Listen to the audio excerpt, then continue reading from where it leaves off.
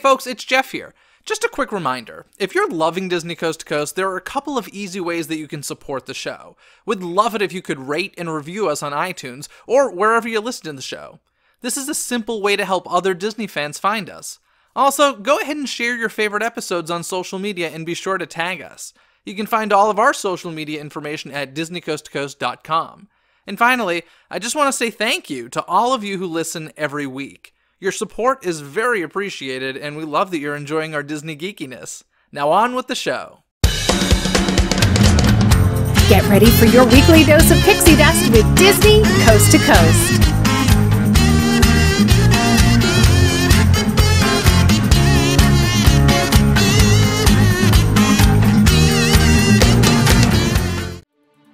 Hear the latest news from the Walt Disney Company in today's House of Mouse headlines. Hey folks, and welcome to Disney Coast to Coast, the ultimate unofficial Disney fan podcast. I'm Jeff DePauli. And I'm Patrick Dougal. And Patrick Dougal. What up? Can you believe there are changes coming to Disney's Hollywood studios? What? Even more of them. Yes, this park is constantly under construction, as we all know. But they did announce there's going to be a new avenue at Disney's Hollywood Studios, and it kind of affects an area that, how long ago was Muppet Courtyard named? I feel like that was a fairly recent change. Because it was the Streets of America, and then, that whole Muppet area was always considered part of Streets of America. When they got rid of Streets of America, they dubbed it Muppet Courtyard, which to us Muppet fans kind of felt like a really good sign, like, hey, they're going to really expand the Muppets here, this is great.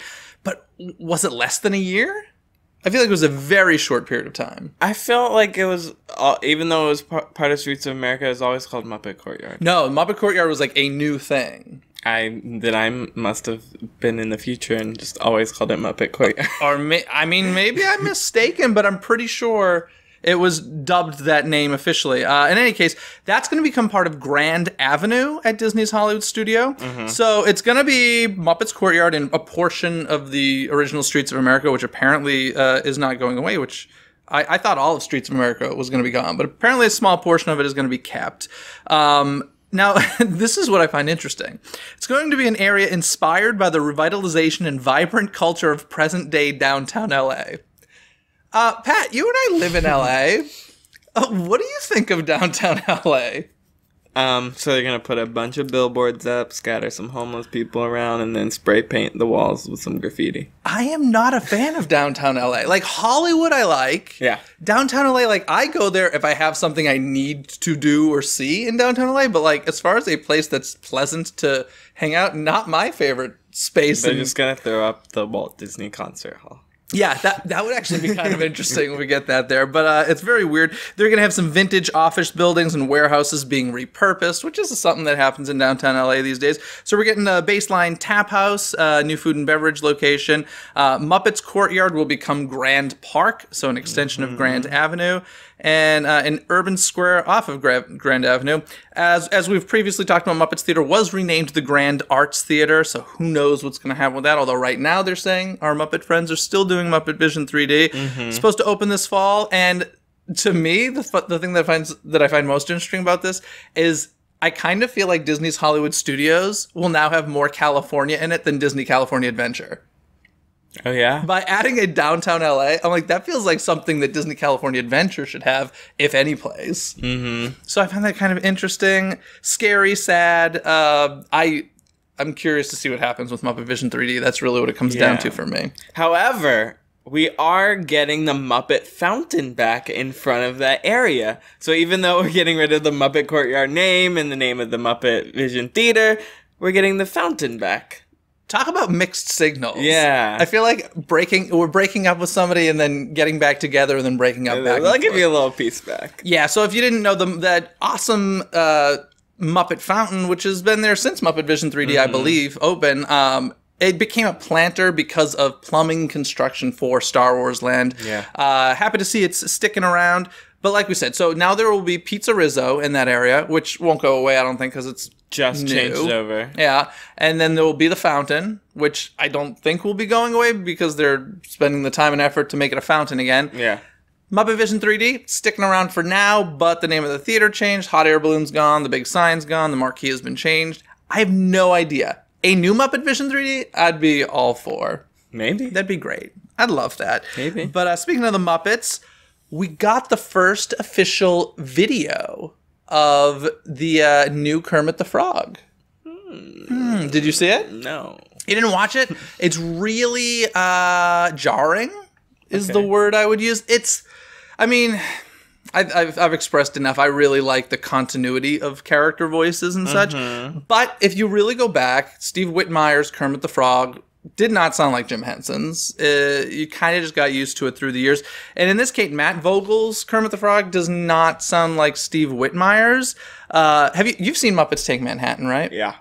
Do you remember when like Kermit was kind of like a snooty Kermit the Frog? He was Sure. He was like playing a character. I think he was in like a fancy restaurant. He was like talking a little bit like this, and it's to me it reminded me a little bit of that Kermit the Frog. So it's gonna be interesting to see what happened. I mean, it was a small little clip on YouTube. It was one of their Muppet YouTube series. I forget what they call it, but it was like Wisdom of the Week or something like that. But that was our first introduction, so I don't know. Lots more of that to come, and he's officially got a new Muppeteer. Yeah. Well, speaking of Hollywood Studios, we've been talking a while about the name change of Disney's Hollywood Studios, and the big one that everyone was rumored was Disney Hollywood Adventure, which doesn't seem to be on a list of a survey that Disney's kind of sending around. There's a list we have called Disney Kaleidoscope Park, which I don't know where that comes from, other than a kaleidoscope is just a mess of color. That's exactly what I thought. Disney's Hollywood Studios is just a mess of color and whatnot right now. It's like an admission that it's kind of everything. Disney Storyverse Park, Disney Hyperia Park, Disney Beyond Park, sure, Disney Cinemagic Park, Disney Legends Park, Disney XL Park, and Disney Cinemagine Park. Cinemagine, which is like a name of a show in Paris. It's like cinema and imagine mixed together. Yeah. I don't like any of these. Okay, so this survey was sent out like as one of those post-vacation surveys. I find this hard to believe.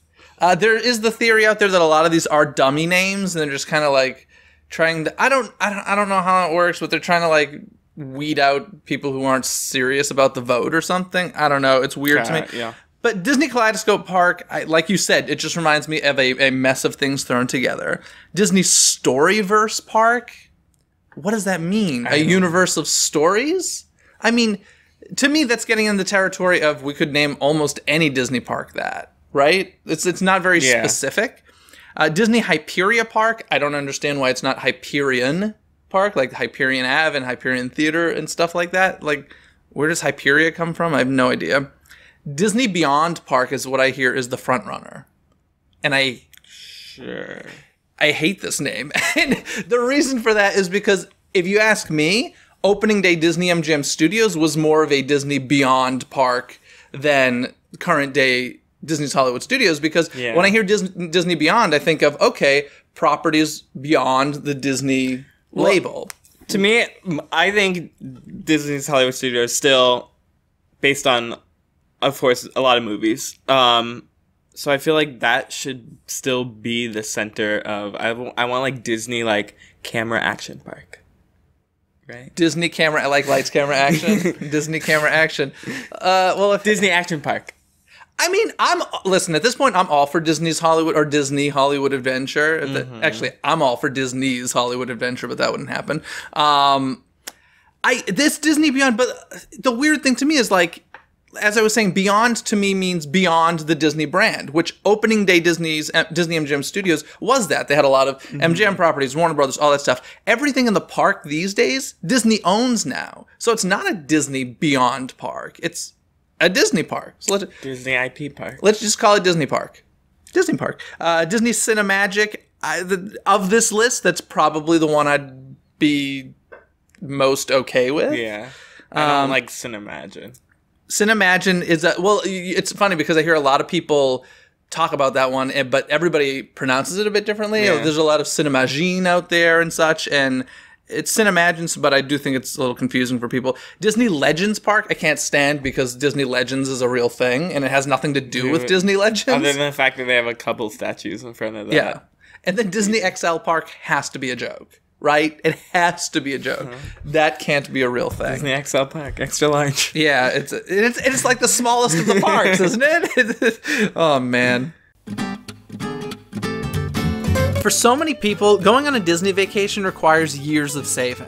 So the last thing you want after scrimping and saving is added stress on top of that. So why not make it easier for yourself and let our Season 4 sponsor, Adventures Out There Travel, do the heavy lifting for you? Perhaps you're planning for your first Disney vacation and you're feeling overwhelmed because there's so much to do and see. Well, don't worry.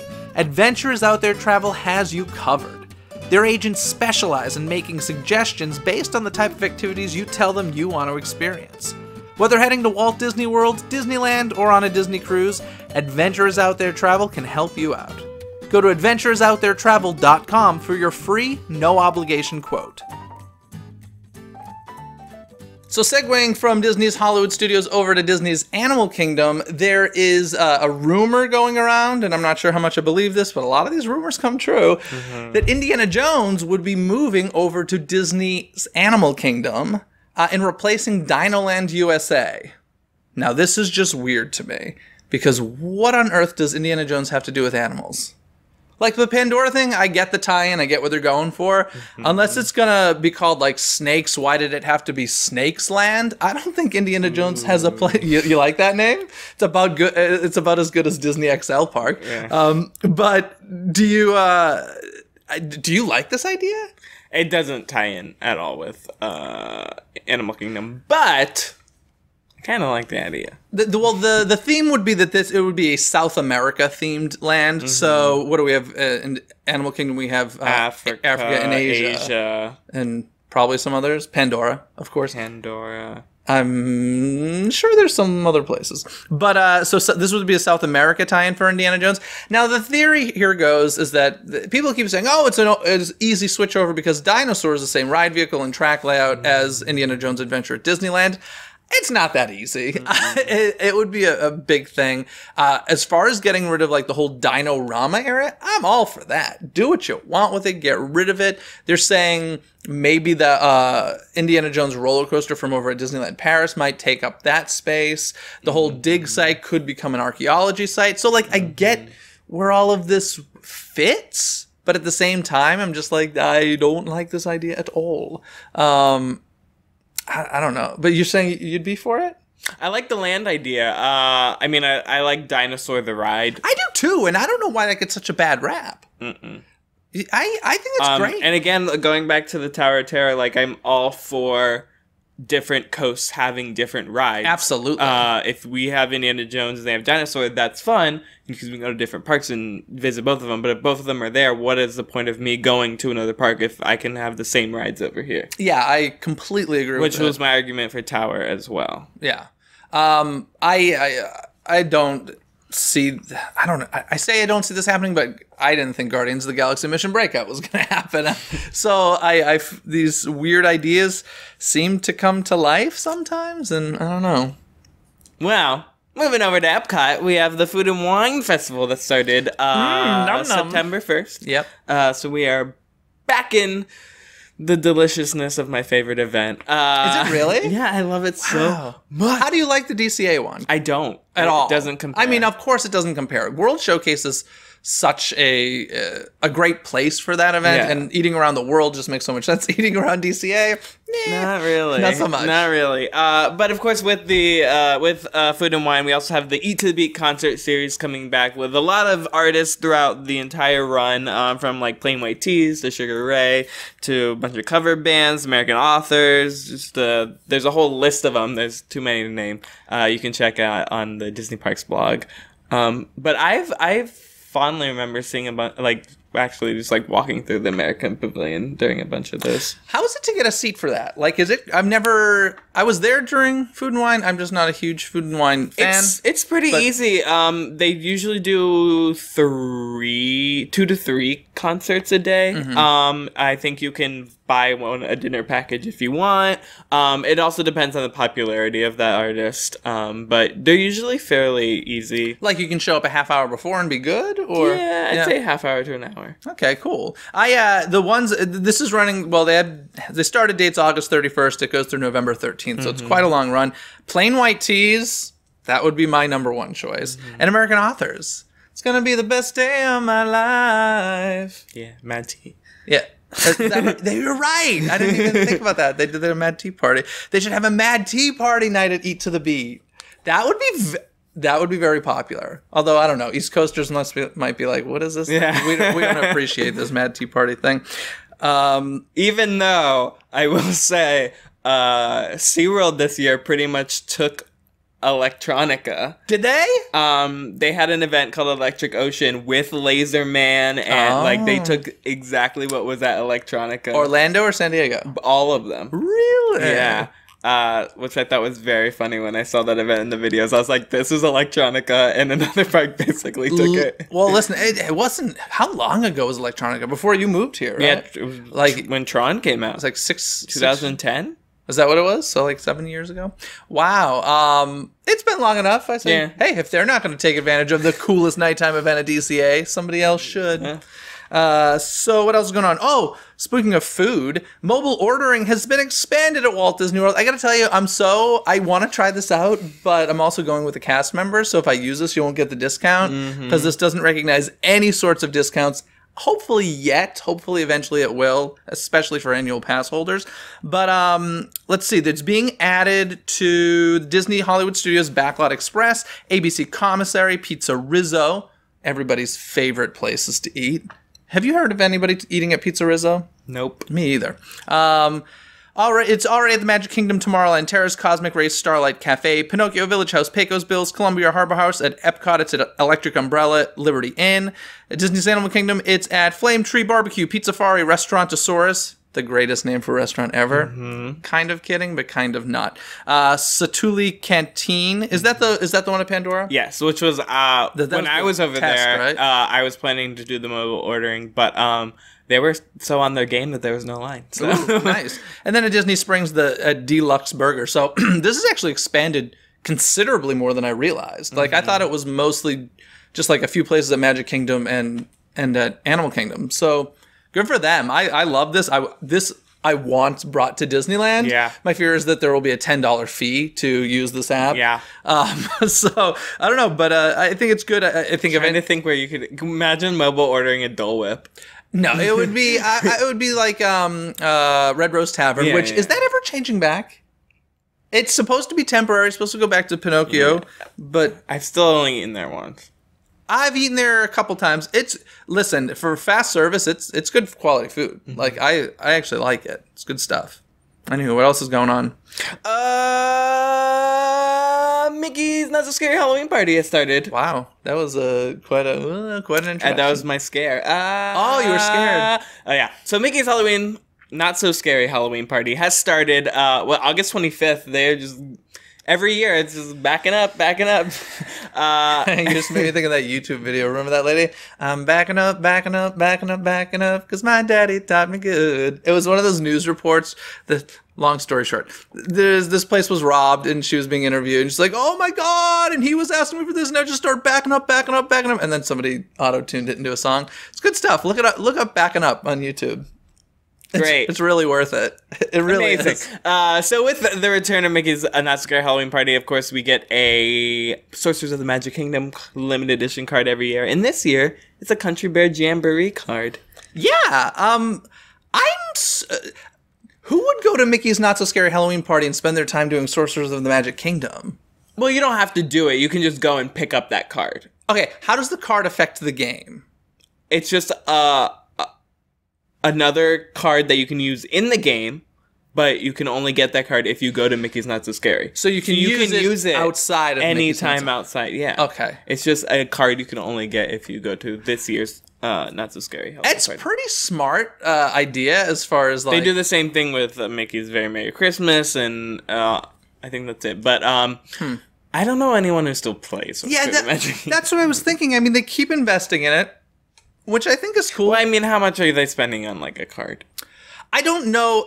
So explain to me. If you don't know, Sorcerers of the Magic Kingdom is an interactive game at the Magic Kingdom where basically you trigger effects. And what are you trying to do? You're trying to... I forget the purpose. Beat the villains. Beat Hades. Okay, so the villains are trying to take over the Magic Kingdom and you're trying to beat them. And you go to these locations, and does the card trigger something? Yeah, you... Okay. So is there a chip in the card? No, there's a camera, and it reads the front of the card. Okay. And it triggers an attack, and every card has different attack and hit points and blah, blah, blah. Okay. So they're obviously keep investing in this as far as, like, you're saying it's just print a card, but it's also, like, different animations need to be created to interact and continue the story. So, I mean, it's either working and people are using it, or it's a test for something else. Like maybe Star Wars Land. Who knows? But I feel like it's been around long enough that not necessarily. But yeah, I don't. To me, it feels like more of an experiment than an actual. I think I did it like 2 cards or something once. But if you're on vacation there, you're not going to spend your time doing this. This is definitely an annual pass holder type of thing. Country Bears, I think, was an interesting choice. It was funny how they tried to the reasoning behind this. They're like, we've decided to use the Country Bears because we've decided to emphasize the party part of Mickey's Not So Scary Halloween Party, and the Bears love to party. And I was like, oh, okay, that's an interesting reasoning. Why not? Yeah. But speaking of Mickey's Not So Scary Halloween Party, something interesting happened. Of course, the highlight of Mickey's Not So Scary Halloween Party, if you're Jeff DePauli or half sane, is the Hocus Pocus Villain Spelltacular show in front of the Cinderella Castle. Yep. Apparently, now each year, this is the 3rd year for it, each year they've come out with different merchandise to celebrate and sell the Hocus Pocus Villain Spelltacular. This year's merchandise was released as far as announcements on Disney Parks blog and everything, never hit store shelves from what I understand. And it sounds like it's not going to. Because apparently there's some copyright issue, which I don't understand because Disney owns Hocus Disney Pocus. Property, yeah. It was a very specific style choice. Did you see the designs? It was almost Tim Burton-esque. Okay. Kind of like I immediately thought of. Do you remember the Beetlejuice animated series? It was kind of reminded me of that. I don't know who owns that style. I can't imagine anybody can own an entire style. But apparently it's just not going to come to the party, which means that somewhere there are boxes upon boxes of these T-shirts and stuff. Company D. Company D. I don't. They can't even sell them at Company D. They're probably just going to have to be destroyed, is my guess. Yeah. I hope somebody saves a box. If you would like to send us some T-shirts, any of you who have it, I would love one. I would. Yeah. I just find this weird. I would love a reason for it. As I just don't like not knowing, but it's kind of a bummer. I went the last 2 years and have the shirts from the last 2 years.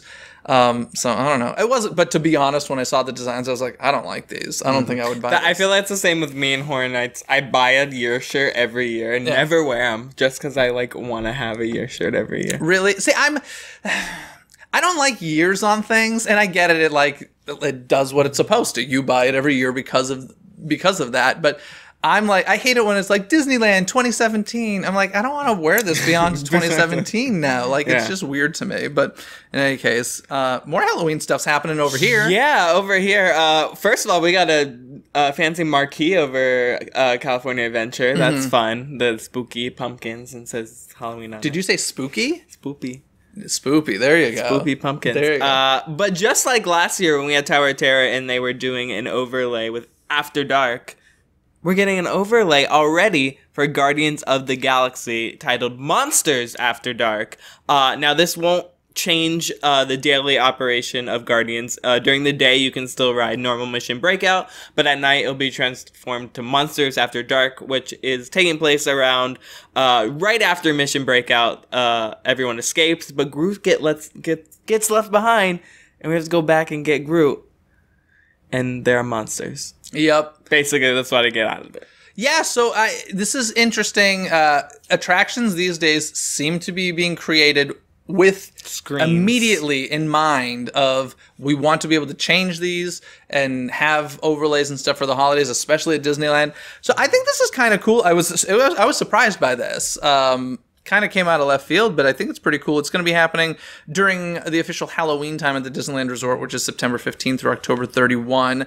We got a new song for it. It's called Monsters After Dark. And it's composed by Tyler Bates, who did the music for the Guardians of the Galaxy films. So now, tell me this. Would you ever pay, this is a random idea, but would you ever pay for, and how much would you pay for a pass that would get you on Guardians of the Galaxy 7 times, guaranteeing you each song, the 6 songs plus the Halloween one? Throughout the day, one day, you can do it 7 times, and would you pay for that? I feel like people would. Maybe. I feel like it would cause a major problem for the standby line. Yeah, I don't know how. And you could never do it. But I just think that's because I've only ridden it like 3 or 4 times at this point. Now, I have gotten a different song every time, but I still haven't experienced it all. And now I think it's funny that I'm going to go and do like Monsters After Dark and have that, but still not have done some of the original. Or you can do it during the day. Yeah, I'll do it both for sure. At night. No, it's pretty cool. I'm excited about it, and I'm all for Halloween overlays. You know me. We haven't gotten any announcement yet about Ghost Galaxy, have we? It's down. Oh, is it? Yeah. Okay. Whew. So it's coming. Yeah. Okay, good. I love Ghost Galaxy. And then Star Wars will be back because of the movie. I'm sure. I'm guessing. I don't know really. Let's see. I hope so. Haunted Mansion's down. Space Mountain's down. Yes, Haunted Mansion Holiday so soon. Oh my God, September 15th, right around the corner. Woo woo. Speaking of Halloween, though, one of the most classic Disney Channel original movies out there is Halloweentown. You're a fan of it, right? Yes. So apparently they're going to be having a mini Halloweentown reunion. This is unofficial. Disney's really not involved in this. But interestingly enough, I have been to Halloweentown. Did you know this? You did? Yeah. Oh. I barely even knew what it was. It's in Oregon. Oregon, St. Helens, Oregon. Yeah. This is actually, they've done this for the past like 5 years. Way more than that. Way more than that. Because I went because they shot Twilight there. Got it. That was the reasoning for Jeff DePaul. Well, I was in Oregon for the Little People Big World Farm. And then I was like, what else can I do in Oregon? Got it. And I was like, Twilight was shot here. Let's go here. And so I went to this town in St. Helens, and they had the big pumpkin and everything, and it was, decked out for Halloween, which I was into because I love Halloween. But at that point, I'd never seen Halloweentown. And then I remember like seeing clips of Halloweentown and being like, have I been here? Like, it looked so familiar to me. And sure enough, I had been. Now, Kimberly J. Brown, who played Marnie in the films, who I believe is a friend of yours, yes? She visits St. Helens every year to celebrate the spirit of Halloweentown Festival, which is cool. It's just a little local thing. But this year, some other cast members are going to be there to honor Debbie Reynolds. This is the first year that Debbie Reynolds, who played the grandmother in the film, since she's passed away. So several cast members will be reuniting there to celebrate her life in Halloweentown, and I think that's really sweet. Nice. If you're a fan of the film, I think that's like such an awesome event. Yeah. Would you ever go? You should go. Go do it. Maybe. I'm hearing rumors. Oregon is beautiful. I'm hearing rumors that there might be some events in LA around Halloweentown. That wouldn't surprise me at all. Like D23 type stuff? Yes. Yeah. But I don't know. That would make sense. I mean, they should, right? What's the anniversary year of that? Is it any big anniversary? What would it be, like 20 years or something, or somewhere around there? Maybe, yeah. I didn't really grow up with it. But what are there, 4 films? I saw them all last year. Yeah. Anyway, cool. What else is going on? Ooh, we got some Coco news. Yes. Did you hear who's going to be in it? Yeah, so apparently all of Coco has a fully Latin cast, which means since the beginning of Pixar, John Ratzenberger has been in every Disney Pixar film, and even though the entire cast of Coco is Latin, to not break that streak, we're still going to have John Ratzenberger do at least one line of dialogue in Coco. So the entire cast of Coco will be all Latin American and John Ratzenberger. Yeah, I think this is funny. What a cool little weird tradition. You can't break the streak. Yeah, well, it started with Toy Story, of course, where he's the voice of Ham, right? And then he has, in most of them, I'd say, pretty small parts. It's just a tradition that Carsey's Mac, which is pretty big. Yeah, but like Up, I think he's like a mailman or something. Some small lines here and there. It's just a cool little tradition. Who is he in WALL-E? I have no Probably idea. one of the human characters. humans. Yeah, so they're gonna keep the tradition going. I do think it's funny because the director was asked about this, since they have been really pushing. It's an all Latino cast, and like, we think we found one line for him. I'm like, is it more like you wrote one line for him just to make sure he got in there? And then they were like, and if he's not in the film, did you call to tell him? I'm like, how weird would that be? We're calling just to let you know, Coco not happening. Yeah, sorry. Oh man, that residual check's nice. So yeah, that's funny. Now moving on to some Star Wars stuff, more movie news. Oh, can I see that again? That's very nice. Nice lightsaber. Obi-Wan Kenobi is the talk of the next spin-off movie. Not the next one, but the next one that they're talking about anyway. Stephen Daldry is attached as a director. He directed films like Billy Elliot and The Hours. There is no script yet. There is no news of Ewan McGregor coming back to play the role, which personally, depending on the timeline, I'd be for. I would hate for him to make sense in the role and then not use him, because he's pretty great Obi-Wan Kenobi. And they're also looking at Yoda and Boba Fett as these spin-off movies. So this whole tradition of a Star Wars movie every year doesn't seem to be going anywhere. And except the fact that currently, after this release, the date has moved to May. Yeah, so we're getting a December and a May. It's not like they're going a year and a half, right? It's going like within 5 months. Correct. That's a little too much, in my opinion, but I guess they know what they're doing. They got a land to sell, right? They've got a galaxy. Which is crazy because both that and Avenger, the first Infinity War. Well, no, Infinity War is just all one movie now. It comes out in the same month. The Han Solo film and Avengers Infinity War. What? Yeah. So May 2018 is going to be crazy. So one must be the beginning, one must be the end of the month. Yes, correct. Han Solo's beginning of May, Avengers end of May. It's amazing how quickly films turn over now. Like, you'll number one at the box office for a week, maybe two. If you go beyond that, it's like amazing. I remember when movies would be, listen, old man. I remember when movies would be like number one in the box office for like 6 weeks straight or whatever. And now it's just impossible. There's so many tentpole movies. Time out to talk about movies. Time out. Let's Zach Morris it. Time out. These past couple weekends in August have actually been the lowest box office since 9/11. There's no lowest August or lowest box office weekend since 9/11. The past 2 weekends, no new movie has come out. What? Yes. Holy weirdness. I don't know if anyone's noticed, but I noticed I haven't been to the theater lately. Because no studio put out a new movie. Close Encounters of the Third Kind was re-released, but Annabelle has been number one with only 9 million number one. Annabelle 2 is really good. Yeah. I'm just putting that out there. It's really good. But also it's just, I don't know, it's weird. I was just like, what movie's coming out? Oh, nothing. Well, this upcoming weekend, you know what's coming out? It. Yes. Yes! It! Woo! I'm excited about that.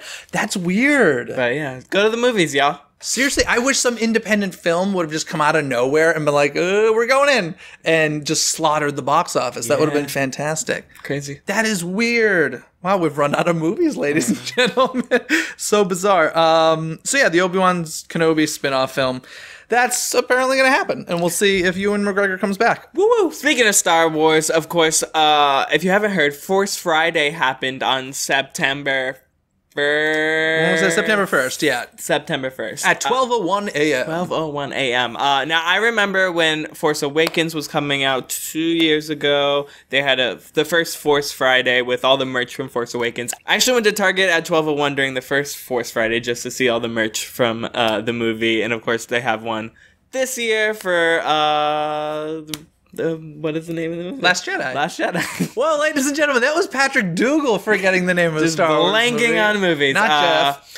And with that, a couple spoilers with the merch.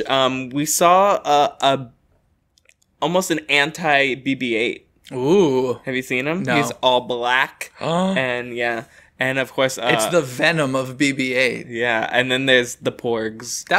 I'm sorry, that was a comic book reference right there. That should be an applause for Jeff. I wasn't even listening. Venom. Oh, okay. You know, like the Black Spider-Man? Yeah, Venom? sure. It's the Venom of BB-8. Come on, folks, a little credit. Thank you. But yeah, so all the merch was released. Well, not most of the merch was released for Last Jedi. So if you want to pick up some of that, check out the catalogs, go to your nearest Target, do whatever you want to do.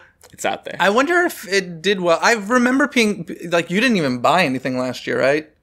No. I feel like it was just disappointing. I think the biggest thing was the little BB-8 you could get for your iPhone, yeah, right? which I ended up getting like a couple days later, but yeah. Was there anything big like that this year? I know Disney Parks definitely had their own version of Force Friday too at the World of Disney stores at Downtown Disney as well as Disney Springs. So they had some park exclusive merch. You didn't do anything for this? No, not this time. If there was something big, I haven't heard about it yet. I just seen a bunch of pictures of the anti-BB-8. Yeah. So speaking of Dark BB-8. Speaking of Star Wars and that was Downtown Springs and such. Have you heard of Star Wars Secret of the Empire? No. Okay. Well, do you remember a few weeks back we talked about how their Build-A-Bear was closing and all that stuff? Yeah. Now, this has not been officially announced the location, but this seems to make sense to me. They're putting a virtual reality Star Wars experience at, it sounds like Downtown Disney at the Disneyland Resort and Disney Springs at Walt Disney World, but those details not too sure. But there is a Star Wars VR experience coming called Secrets of the Empire. It's a void experience, and it invokes all the senses. And VR seems to be really... I feel like it seems to be trying to be something more than it actually is something. Well, I'm interested to see, because currently in LA, IMAX VR has their own setup in downtown LA where they have a bunch of virtuality games you can go in for like $10 each, and they have a Star Wars one. Yeah. Which I still yet to do, so I'm interested to see if is it similar with like a full-on headset and like a open room to like walk around in or what, but I'm interested in this. Yeah, I'll check. It's obviously it's going to be a separate ticketed event. What's like the price you'd pay for this? I don't even know what's the standard like with the IMAX. The IMAX one is $10, and it's a $10-minute experience, so it's about $1 a minute. That's pretty. I mean, that's expensive when you look at the minute breakdown, but $10 is pretty reasonable. I was guessing this is going to be somewhere around $20, considering where it's going to be downtown Disney Springs, like tourist spots. I would experience it once. I don't know. I've done VR. I'm never blown away by it. It's really like 5 minutes in, you're like, all right, cool. But I'm not a gamer either. Maybe gamers are really, really into this. But it's supposedly this is going to be like next level VR. All the senses being used. There's going to be smells and all that stuff. So, and of course, people want to live in the universe of Star Wars. You know, it would be awesome if this experience was an exact layout of Star Wars Land, and you could go experience Star Wars Land before it opens. Ooh, now that piques my interest. That'd be cool. Imagineers, are you listening? Are you listening? It's like a walkthrough blueprint. Yeah. Blue Sky VR. I'd pay for it. There you go. There we go. Cool. Speaking of some very important news. Very, very important news. Well, for other people who don't own it yet. Yeah. So basically, if you didn't listen to us and didn't go see it on stage, and didn't listen to us and didn't go to the movie theater to see it, didn't buy it on iTunes, now here's your chance, because Newsies the musical is coming to Netflix. Folks, seize the day. Finally, just seize the day. Yes, it's coming to Netflix. It's open already? Yeah, it was this past September. Yesterday. If you're listening to there, it is. It's on Netflix. So go see it. No excuses now. Unless you don't have a Netflix account. Steal somebody's password. It's fine. Jeff is encouraging you to steal things. Okay, ask somebody for their password, and let's just Newsies. It's everywhere. The only thing we didn't get was the Blu-ray release, which at this point I don't think is happening. But yeah, you've had ample opportunity to watch Newsies the musical. And at this point, if you haven't, I kind of feel like you just don't care that we love it so much. And that breaks our hearts a little. But it's all right. It's all right. We'll get over it, I guess. Now, something really interesting going on over in Tokyo, but not in a Tokyo theme park, is the Tangled experience. It's at the, I'm going to butcher this a little bit, the Miracan It's the National Museum of Emerging Science and Innovation in Tokyo. And this experience is presented by Walt Disney Animation Research Library. This it's kind of unique. There's a video of it out there. It's a room essentially full of floating lanterns. Full of the floating tangled lanterns. And as you move, it's a dark space. Seems to be a lot of mirrors involved, so there's reflections and everything. And as you move through this space, the lanterns can sense when you're near it, and it causes them to get brighter and then affect the other ones around it. Now, this reminds me a lot of. Did you experience the Rain Room? Yes. Here in LACMA. In LA, they had this thing called the Rain Room, where it was basically a black room where it was raining from the ceiling, and as you slowly move through this space, it detected where you were, and it would like stop raining around you well enough to navigate without getting soaked. You definitely got wet. It wasn't that great of technology, but yeah, it reminds me a lot of that. And it's just kind of really beautiful experience happening at this museum. If you're in Tokyo, I would highly suggest looking into this and seeing if you can check it out, because it looks beautiful. You'll get some bomb pictures. Yeah, and it's actually part of a whole exhibit. It's part of the Art of Disney, the Magic of Animation exhibit. So it's way beyond just this lantern experience. So sounds pretty cool. I would like to check it out. Same. Yeah, probably not going to. Let's bring it to... Let's bring it to, although I don't know what's going on with this building, the Art of Animation building at Disney California Adventure. Sure. That'd be great. In the little basement there where you go through the Beast Library and all that. Hey. Good idea. I like it. Anywho, I think that's it for the news this week. Any more news? No? No. Nothing to talk about? Okay, that means it's trivia time! Alrighty, Patrick, do you want to hit me with a question, or shall I hit you? I'll go first. Okay, let's hear it. So, like we mentioned before, Food and Wine has officially started over at Epcot. Nom nom nom nom nom. And every year there's a ton of booths so you can eat all the food. This year there's a record number of booths. Ooh. Do you know how many booths are at this year's Epcot Food and Wine Festival? And there's a reason for this number as well. 5 million. No. Oh, am I close? Not even close. There's a reason for this number? Yes. What anniversary of the Epcot Food and Wine Festival is it, Patrick? I don't know. Also, I'm covering my shirt. Oh, 35. Yeah. No, it's the 35th anniversary of Epcot. So there's 35 booths? Correct. How many are there? How many were there last year-ish? Don't know, but it's a record number this year. All right. And it's 35 because on August 1st, Epcot is celebrating their 35th anniversary, which I won't be there, but I was there at their 30th. Oh, it's actually interesting. My sister really wanted to do Food and Wine, and she kind of contacted me asking, "Hey, is it worth it?" And I'm like, "Oh, people really love it." And she thought it was like a specific weekend, and then she started looking into it. She's like, "Oh, it's like over a month long." I'm like, "Yeah." I'm like, Epcot always has events going over a month. Yes.